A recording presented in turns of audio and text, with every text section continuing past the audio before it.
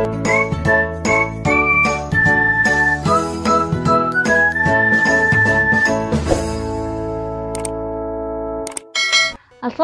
warahmatullahi wabarakatuh. Hai, jumpa lagi bersama saya Herma Widayanti.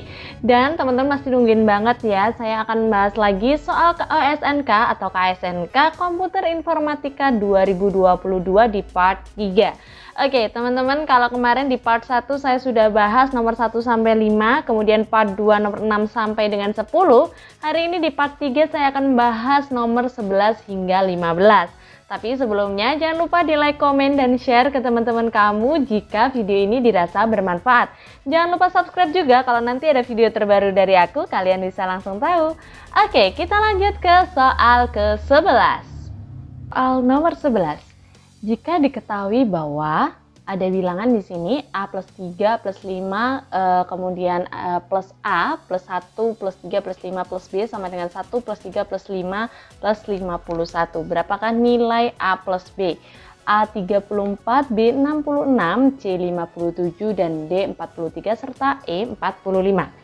Oke teman-teman, untuk mengerjakan soal ini kita harus tahu dulu tentang suku ke N, biasanya gitu ya. Jadi kalau di sini ada A, B sama 51. Yang pertama kita hitung di sini adalah 51 itu suku ke berapa, kayak gitu. Jadi nanti kita harus tahu A itu suku ke berapa, kemudian B itu suku ke berapa juga ya, gitu. Jadi teman-teman cari dulu UN-nya. Kalau A-nya kan kalau di sini 1. Ya kan, kemudian 1 ke 3 itu adalah 2, ya kan, berarti B-nya nanti 2. Kemudian rumusnya adalah UN A plus N-1B, berarti 51, 1, N-1, 2, karena jaraknya 2 ya. 51 min 1 sama dengan 2N min 2, 50 plus 2 sama dengan 2N, 52 sama dengan 2N, N sama dengan 52 per 2 atau 26. Berarti ini adalah suku ke-26. Kayak gitu. Jadi suku ke-26 itu adalah 51. Nah, sekarang kita cari dulu penjumlahannya ini. Kalau ini dijumlahkan, itu berapa sih hasilnya gitu kan? Berarti kita cari SN-nya dulu. Kalau SN itu N per 2 kali A plus UN. Berarti 26 yang tadi dibagi 2 dikalikan 1 plus 51. Jumlahnya totalnya SN itu adalah 676.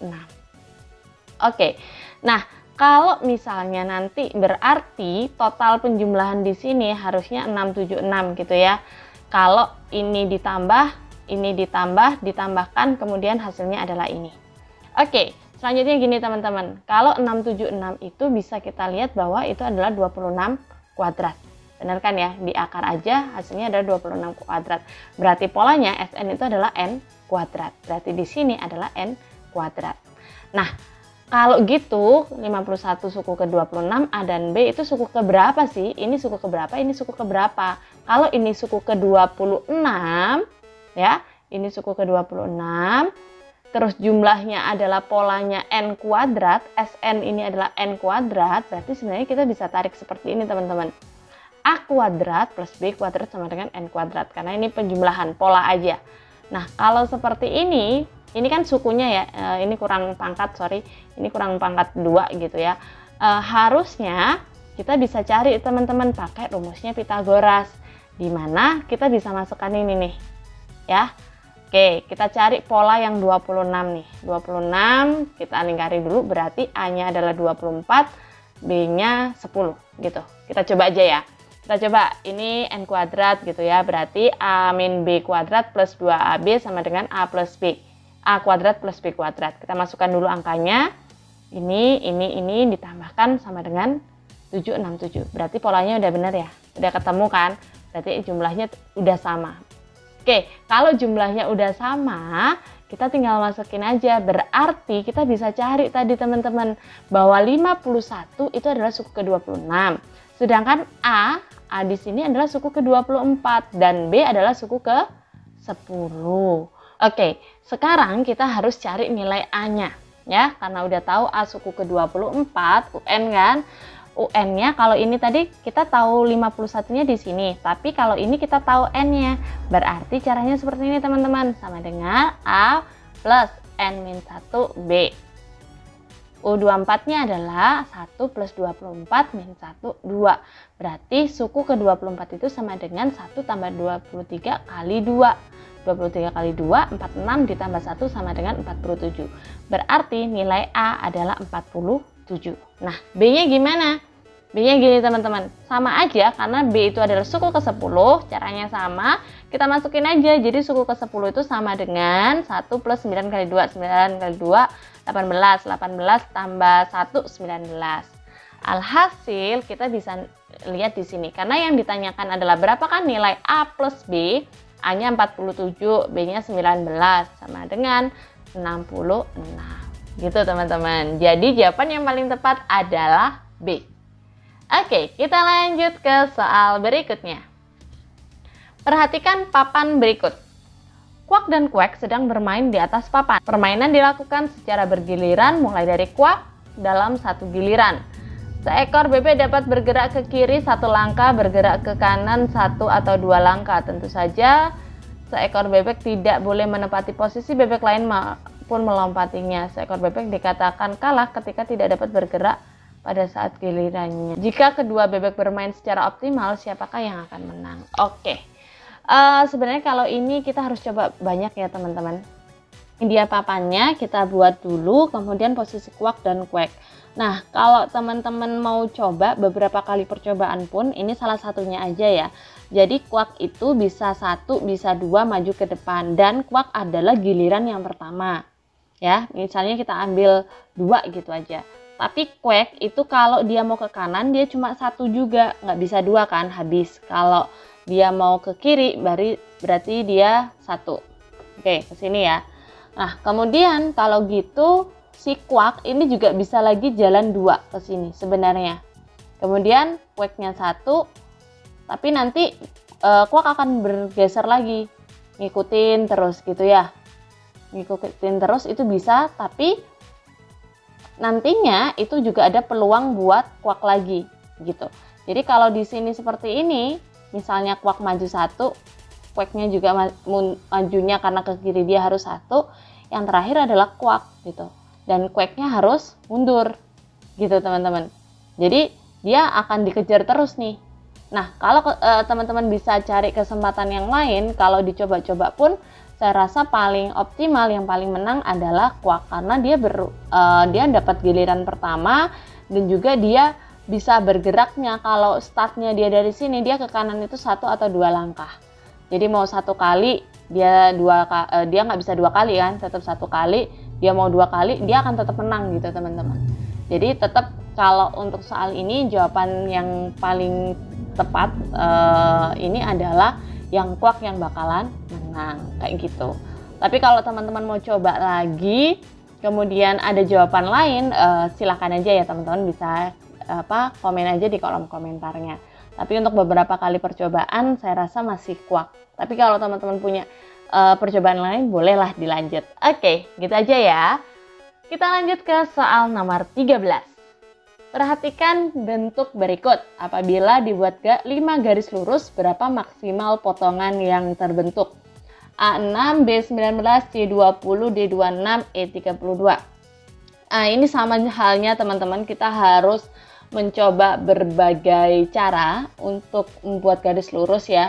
Kalau kalian potong lurus aja gitu, hasilnya lebih sedikit, tapi dia mintanya adalah yang paling maksimal.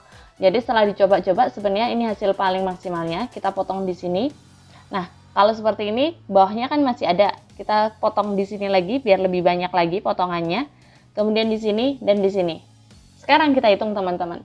Kalau posisinya seperti ini, maka kita hitung 1, 2, 3, 4, 5, 6, 7, 8, 9, 10, 11, 12, 13, 14, 15, 16, 17, 18, 19, 20, 21 potong.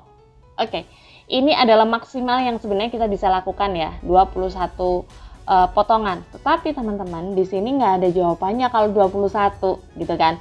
Kalau 21 nggak bisa, kalau kita potong lagi, opsinya ada di C sama D gitu ya. Kalau 32 kejauhan. Kalau D26 mau dicoba kayak apapun itu belum dapat teman-teman, terlalu banyak. Sehingga yang opsi paling memungkinkan itu 21. Berarti potongannya gimana? Kita bisa buat kayak gini. Perhatikan, ada yang saya lingkari di posisi ini, yang tadinya dia bisa 4, 1, 2, 3, 4, kita pakai ini sebagai 3 aja. Jadi yang ini nggak ada jeda kayak gini ya teman-teman. Jadi totalnya kalau kita hitung 1, 2, 3, 4, 5, 6, 7, 8, 9, 10, 11, 12, 13, 14, 15, 16, 17, 18, 19, 20. Jadi kita bisa menjawab di C. Hasil dari potongan maksimal 5 garis lurus adalah 20. Kayak gitu teman-teman. Soal nomor 14, di akhir pekan ini Pak Dengklek mendapatkan 5 email dari koleganya yang harus dibaca satu persatu sesuai dengan aturan. Email Pak Adi akan dibaca paling akhir. Yang kedua, email Pak Budi akan dibaca lebih dahulu sebelum email Pak Adi, tetapi bukan email yang pertama kali dibaca. Email Pak Charlie dan Pak Dudung dibacakan secara berurutan antara email Pak Eman dan Pak Budi. Siapakah yang pertama kali dibaca oleh Pak Dengklek? A. Pak Adi, B. Pak Budi, C. Pak Charlie, D. Pak Dudung, dan E. Pak Eman. Baik teman-teman, ini sudah saya kasih ini ya, garis yang pertama tadi adalah email Pak Adi akan dibaca paling akhir. Jadi kita masukkan aja punyanya Pak Adi. Kemudian selanjutnya adalah email Pak Budi akan dibaca lebih dulu sebelum email Pak Adi, tetapi bukan email yang pertama. Sebenarnya posisinya Pak Budi ini boleh di sini, boleh di sini, boleh di sini, gitu ya. Tapi simulasi aja dulu Pak Budinya di sebelahnya Pak Adi, karena sebelum Pak Adi ya. Nah, email Pak Charlie dan Pak Dudung dibacakan secara berurutan antara email Pak Eman dan juga Pak Budi. Berarti CD kan udah berurutan ya, Charlie, Dudung. Kemudian antara Pak Eman dan Pak Budi. Jelas ya teman-teman, Pak Emannya yang pertama. Sehingga untuk email siapakah yang pertama kali dibaca oleh Pak Dengklek adalah email Pak Eman. Gitu teman-teman. Oke, kita lanjut ke soal berikutnya. Perhatikan meja lingkar berikut. Bilangan pada piring menunjukkan ukuran dari piring tersebut. Ada 1 sampai dengan 6. Sebagai karyawan restoran, Pak Dengklek akan mengambil seluruh piring tersebut untuk dicuci. Karena alasan keselamatan kerja, Pak Dengklek harus mengambil piring dari ukuran yang paling besar hingga ukuran piring yang harus diurut dari ukuran 6 hingga 1. Setiap berpindah dari satu meja ke meja lain yang bersebelahan membutuhkan satu langkah. Pak Dengklek hanya bisa berpindah antara dua meja yang saling bersebelahan. Jadi harus bersebelahan gitu ya teman-teman. Berapa banyak langkah minimal Pak Dengklek untuk mengambil seluruh piring tersebut? Oke, sebenarnya kalau ini juga perlu dicoba-coba, kita ke kanan dulu atau ke kiri dulu. Tapi yang perlu diperhatikan gini teman-teman. Ketika teman-teman di sini, kalau mau deket kan 5 lebih dekat dari 6 ya. Tetapi perhatikan ada angka 4 yang di sini lebih dekat sama 5. Ketika teman-teman ke sini, dia kembali ke 4-nya terlalu jauh. Ya. Harusnya kalau teman-teman dari sini ke sini itu akan lebih dekat. Gitu ya teman-teman. Karena ada posisi piring yang berukuran 4 ada di sini. Gitu. Jadi kalau dilewati nanti dia kembalinya ke sini itu akan lebih jauh lagi gitu. Oke, kita coba dulu ya. Kita ambil piring ke-6. Berarti piring ke-6-nya udah nggak ada. Terus dia jalan kedua, jalan ketiga, jalan kelima. Dia bisa ngambil piring ke-5. Betul ya? Oke, selanjutnya dari piring ke-5 tersebut dia jalan ketiga, jalan ke-5 dia bisa ambil piring ke-5 lagi. Kemudian dia jalan ke-1, ke-5 ambil lagi. Nah, kalau ke-4-nya dia tinggal ngambil karena dia tinggal satu jalan. Paham sampai sini? Nah, posisinya ada di poin ke-4. Kalau dia ke-4 berarti dia harus ambil ke-3. Bisa ke sini dulu atau ke sini dulu. Nah, sama halnya kayak tadi. Kalau dia ke sini dulu, sudah sini, dia dari sini, dia harus balik lagi ke-2, balik lagi ke 1. Muter kan teman-teman? Tapi kalau dia coba kita jalannya ke sini nih. Dia jalan ke 1 dulu, dia jalan lagi, dan dia jalan ke-3 diambil. Kemudian dari 3, dia dari 3 ke sini, kemudian ambil lagi yang ke-3, langsung ambil yang 2 teman-teman. Lebih cepat. Tinggal bagaimana kita mencari jalan paling cepat untuk mengambil piring ke-1. Nah, piring 1 paling cepatnya itu langsung gini aja. Paham ya? Jadi, kalau ada 2 angka yang berjajar, itu pasti dia harus diterakhirkan. Daripada kalau dia kelewat, baliknya itu terlalu panjang. Nah, Otomatis kita tinggal ambil piring pertama. Udah selesai kan? Kita hitung nih sekarang. Yang langkah pertama itu ada 8. Yang mana aja? 1, 2, 3, 4, 5, 6, 7, 8.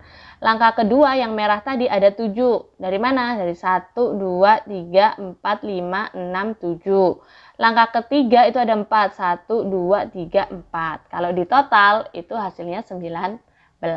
Jadi langkah minimal yang diambil Pak Dengklek untuk mengambil seluruh piring tersebut adalah 19 langkah kayak gitu. Oke, terima kasih teman-teman. Untuk yang part 3 saya rasa udah cukup. Nanti kita akan coba lanjutkan di part 4. See you next time. Semoga bermanfaat. Assalamualaikum warahmatullahi wabarakatuh.